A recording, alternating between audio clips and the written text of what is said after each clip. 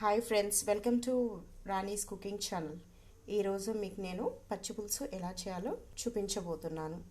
ముందుగా 20 గ్రాముల చింతపండుని 10 to 15 మినిట్స్ నానబెట్టుకోవాలి. తర్వాత ఆనియన్స్ ఇలా కట్ చేసుకోవాలి. తర్వాత పచ్చిమిర్చి, కరివేపాకు. ఒక బౌల్ పెట్టుకొని స్టవ్ ఆన్ చేసుకోవాలి.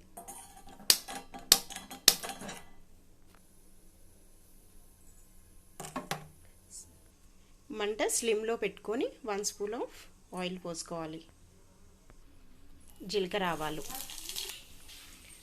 3 to 4 పచ్చిమిర్చి, 3 to 4 ఎండుమిర్చి, కరివేపాకు వేసుకున్నాక మిక్స్ చేసుకోవాలి. 1/2 టేబుల్ స్పూన్ ఆఫ్ పసుపు, కాస్తంత ఉల్లిగడ్డ. ఇవి ఆయిల్లో ఒక 2 మినిట్స్ పెట్టాలి.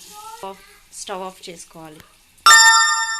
ముందుగా నానబెట్టుకున్న చింతపులుసుని కలిపి పోసేయాలి.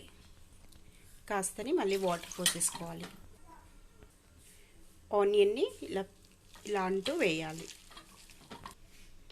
తర్వాత సాల్ట్ వేసుకోవాలి. 1 స్పూన్.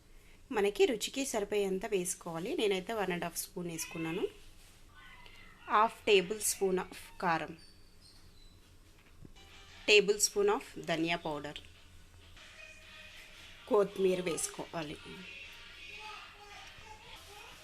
ఇంగ్రీడియంట్స్ అన్ని కంప్లీట్గా మిక్స్ చేసుకోవాలి.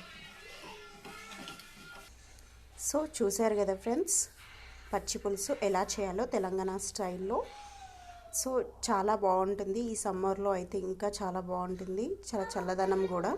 తప్పకుండా ఒకసారి ఈ రెసిపీని ట్రై చేయండి. నచ్చితే లైక్ చేయండి, షేర్ చేయండి, సబ్స్క్రైబ్ చేసుకోండి. Thank you for watching my video.